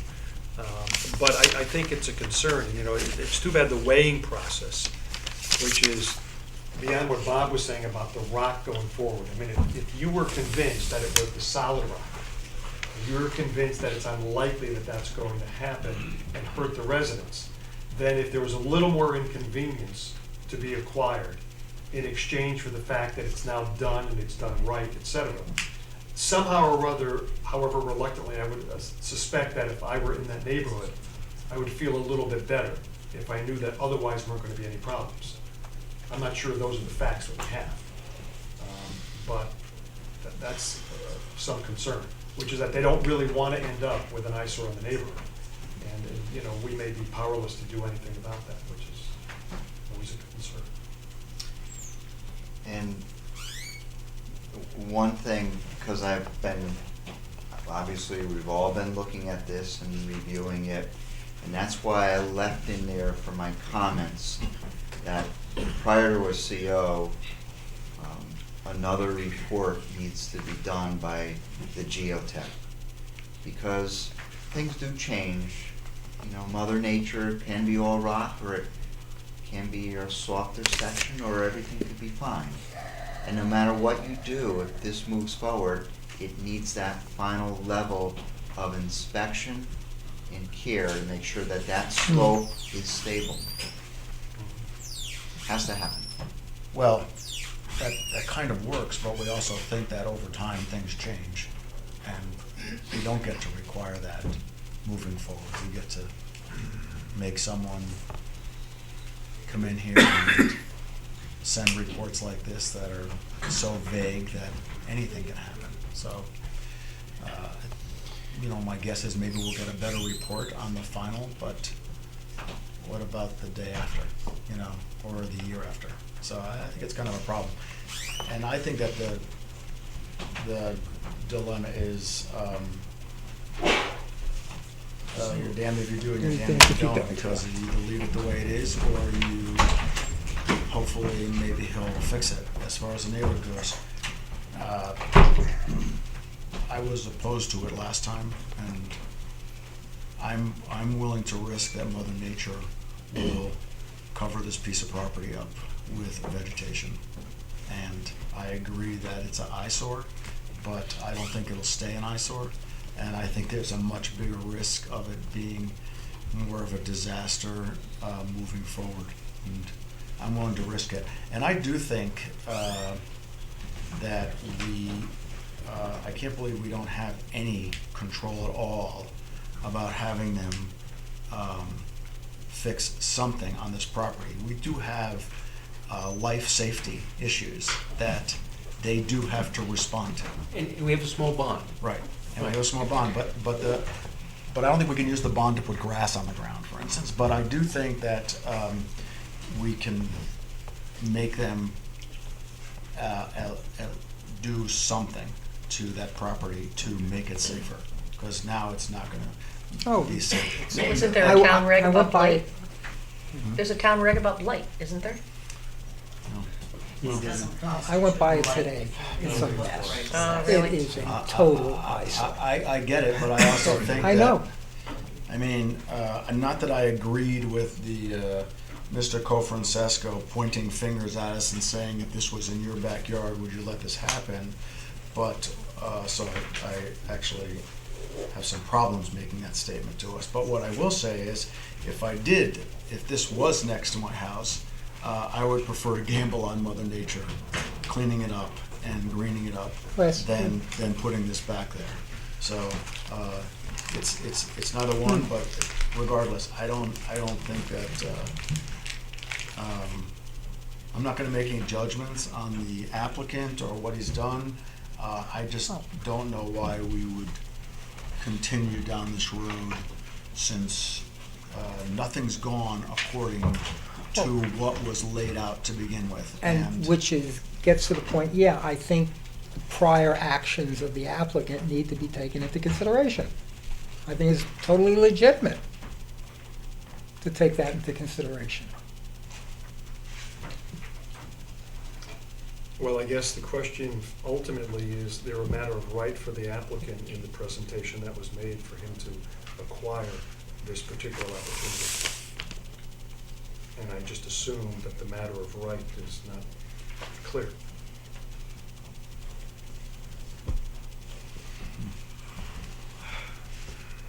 Well,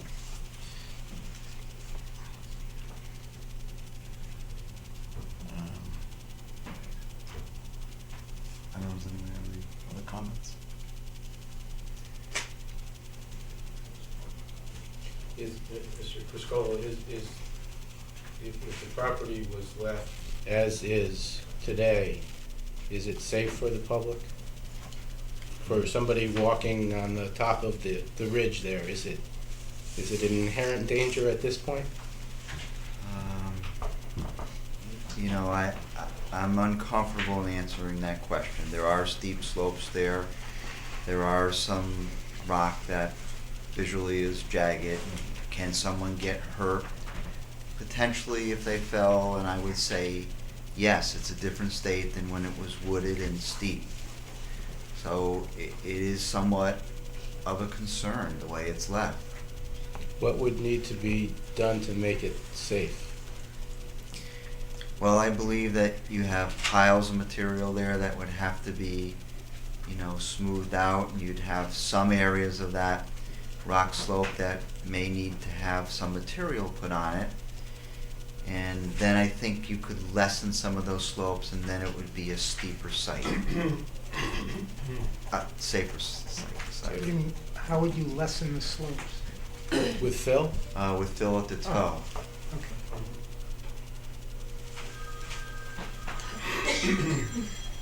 So for this application to be approved, they're requesting 3 waivers. Yep. So I'm gonna go back to my original question, Bob, and just from the professional standpoint, based on everything you've heard tonight, although we're the ones who have to make that decision, but a recommendation is professional, were you persuaded that a waiver ought to be granted for the 1 to 3? Yes. 3 to 1. Well, to become 3 to 1, or 9 to 3. I guess not. It's not well worded. No. It's not what? It's not well worded, because they ask for a waiver, but they don't say what. Well, this isn't actually their application we're reading, so this. I didn't see it in their plan. But I think the waiver what's requested is a waiver. Of the 1 to 3. To 3 to 1. No, of the 1 to 3 vertical. That's exactly what it A was. waiver of that. Yeah, it was testified to as to what it would be. Right. So we So know 3 it's to gonna 1. be 3 to 1. Well, he also said is it on the plan that it's 3 to 1? It doesn't say 3 to 1, but you could see the proposed contours are there, and you can scale it. Okay. Right. Yes. It's exactly, it's in the contours of that one wall. Correct, yes. Was it 1 to 3 to begin with? Those are our grades. It is 3 vertical to 1 horizontal. You're saying the original? I think it was 1 to 2, Originally. Andy, when we approved it, Yeah. and I think it was because of the retaining walls. Right. And now that it's totally changed with no retaining walls over there, it's a very different application. Is that what you're asking, or are you asking what the slope was before anybody touched it? I was asking the latter. What was the natural state of the slope? The existing slope is 3 to 1. It is 3 horizontal to 1 vertical. That's what the original was? Yes. Prior to any work at all, average. And all I did was just scale the contours that are on the plan. So essentially, they're asking that the finished project be at the same grade that was there before. No, the opposite. Vertical, horizontal. They need to clear enough flat area for a building lot, is what they're doing. And I'll sum it up for you. The slope, the cut is going to be 25 feet up, and it's going to be 8 feet back. So you can envision it. It's going to be 8 feet horizontal, 25 feet is what the back of the house in the corner, that's the northwest corner, is going to be 8 feet away. So it's a large cut. So in other words, you're saying that the usual grade would be 25 feet back and 8 feet up per RX. Yeah. That's what it should be, Right. rather than the reverse. And we granted it to them that they would not have to make it 1 to 3. When we said they want to put retaining walls there. But now they're not looking to do that. Yeah, it was 2. It was never 3. Right. It was 2. But it was 3 retaining walls. Yeah. Oh, No, this is a much no, more it was never severe. one. It was 1 to 2. Yes. That's what it was going to be. Right. 2 to 1. Well, 2 to so 1. whatever. Right. But this is much more severe than they This originally is came right. in for, and which we originally approved. Whereas I said before, 6 to 3 versus 9 to 3. Right. Okay, but we have retaining walls. I think it's interesting in all the site plans we received, under the implementation notes, number 3 has always said, land disturbance shall be kept to a minimum. Well, that's pretty standard language for every engineer.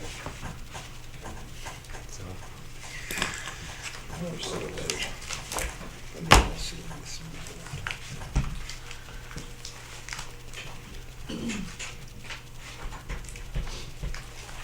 Any more discussion?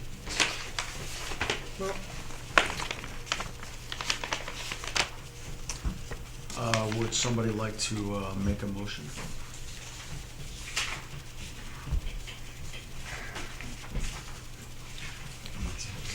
Fine, I'll make a motion to deny the application. And since I was the person who made the motion to originally approve it, I'll second that. Okay. Because it is a different application. It's a totally It's a very different It's totally application. Any discussion? I think you might want to put in there the fact that, that at least as far as that one waiver goes, that, you know, at least I consider it to be a safety issue with respect to the particular slope that they're looking to create based upon what the presentation is. Because I think at some point in time, if there's going to be an appeal of this, there ought to be a basis for it, and not to just be a, you know, grandiose motion. Okay, that I don't think it meets the requirements that are anticipated, and they didn't prove that they needed a waiver. As to the other two, I guess they could, but I don't think we're even getting to that they needed all the waivers. I mean, the other waivers I had no problems with. It's that's Right. the waiver, and it's a safety issue. Right. I think that's the reason why, one of the reasons probably we have it in the regs to begin with, the requirement. Absolutely. You got a motion, second. Any more Can we discussion? go over that so there's no question what you've said? So you're denying the application based on the need for the waiver of, Based on the waiver number 2 on their December 8th letter. Section 7.4. Yeah. The waiver of section 7.4. So you're denying the application based on the request for waiver number 2, Correct. right? Changing the slope from 1 to 3 to 3 to... Based on a refusal to grant the waiver. So it's. That section number is titled 7.4.1. I'm. Point 7.4G. G. Yeah. But the actual section number is 7.4.1.1.1.2. For the record.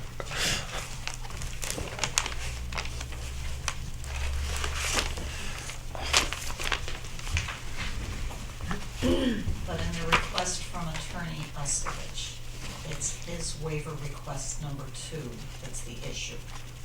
So I want to be clear with what we're stating for the record. I'm not going to be creating something after this meeting is over. So you're denying the application because you're denying the request for the waiver number 2 requested by the applicant. And without that waiver being granted, you can't process the application. That's correct. And I also think, and I'll just ask the mover, if you think that also, I mean, there is a persuasion aspect, okay, that needed to be had also. So I think that's a sine qua non, you need to have that waiver, but. I need you to tell me I what's in understand. this I'm just. motion. I understand that the evidence presented Did not, was not sufficient right. to outweigh what the safety They considerations. didn't meet their burden of proof. No, they did not. Okay, as far as the commission's concerned. Okay. And I would second that.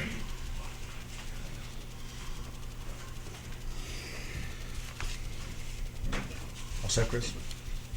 And that's it, so there's no request to them to do anything, you're just gonna leave it, the site the way it is? I'm just asking the question, there's been discussion Well- about it. Well, why don't we make it a separate if we want to do anything else? We can make a request. I think we should leave it separate, and I agree. And I think it's just a request.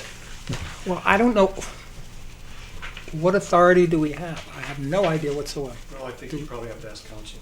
Yeah, I have no idea, and so therefore I do not want to make a motion. Don't Now- include it in this No, motion. no, Vote on this exactly. motion, and then if you want to make a request, and then you can actually have council check on it in the interim to see if there's something that ought to be brought before the commission on a reconfiguration of that site. Okay, so all those in favor say aye. Oh, we need to resolve who's voting.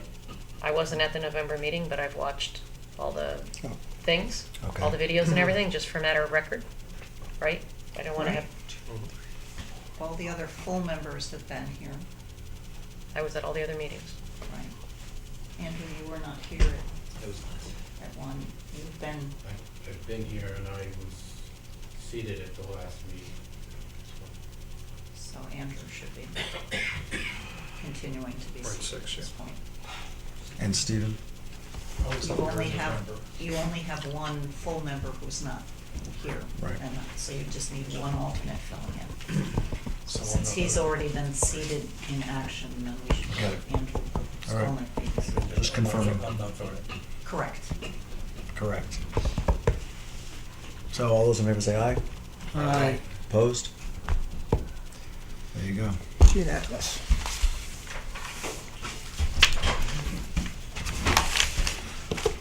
Is there any discussion about restoration, or should we leave that alone? I would, do we have to make a formal request to get an opinion from town council on that? I What's the suppose, bond? I think the bond is for the work on the property that was originally waived. Right. So Not it's really probably set not up there to for fix it. restoration. So, but I guess, perhaps Chairman can just confer with council and see whether there's any other actions that we could ask for. Yeah.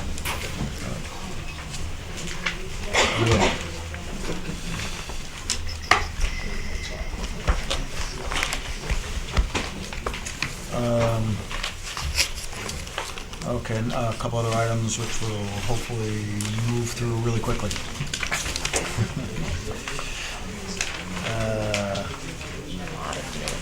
Report on activities described.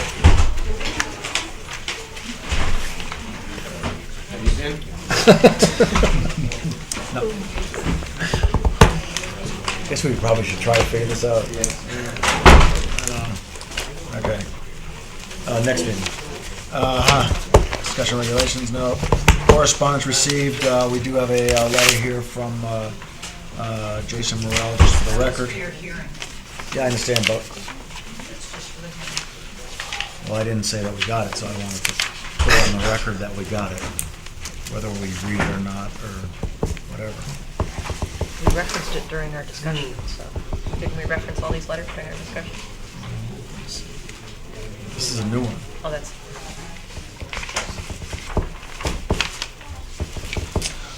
Okay, so we also have approval of the minutes from November 2nd. Move approval. Second. Wait, Me. See him just kind of shift to the left. there's a couple little errors, but can I point them out to you Subject to after? correction of errors by, Kathleen? well, by any member of the commission. Right. Okay. Did you second that? Any comments, corrections? Again, these are such complete minutes that, I'm not sure that, going forward, I'm always happy to read Rather commentary. see- This reads like a transcript. I'd rather see less than more. So, just commentary. This was the November 2nd. November 2nd, Right. yeah.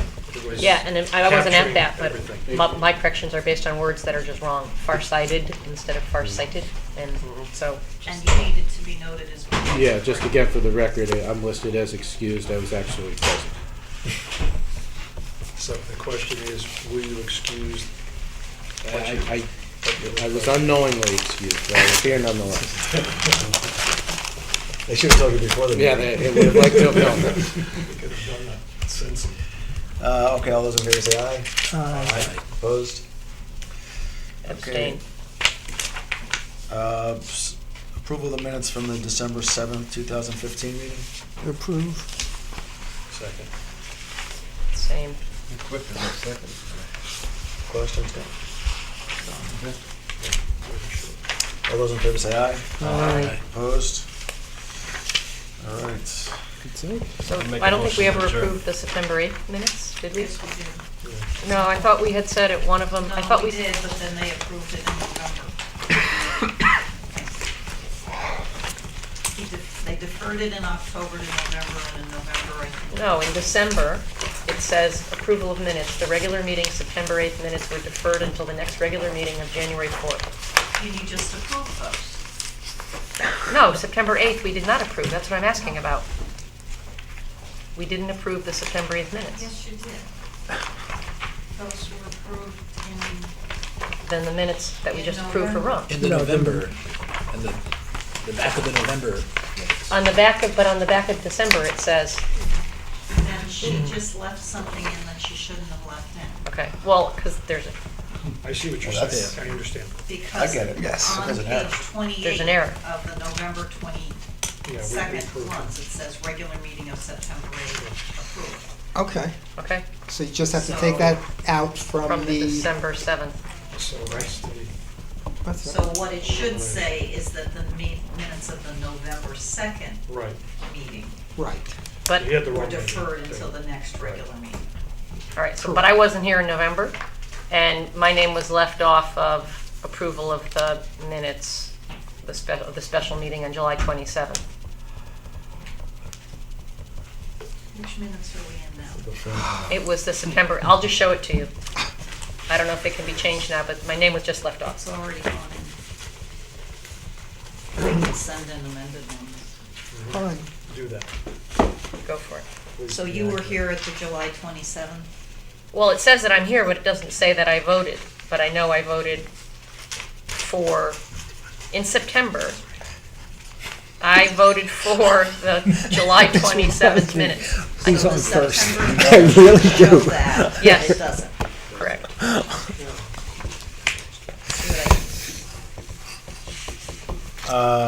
You made a motion to adjourn. Yeah, 1 second. Oh. I'm sorry. Nobody seconded, so don't be quiet. He made the motion, I seconded it. Well, actually, he made the motion. We never made a motion to adjourn.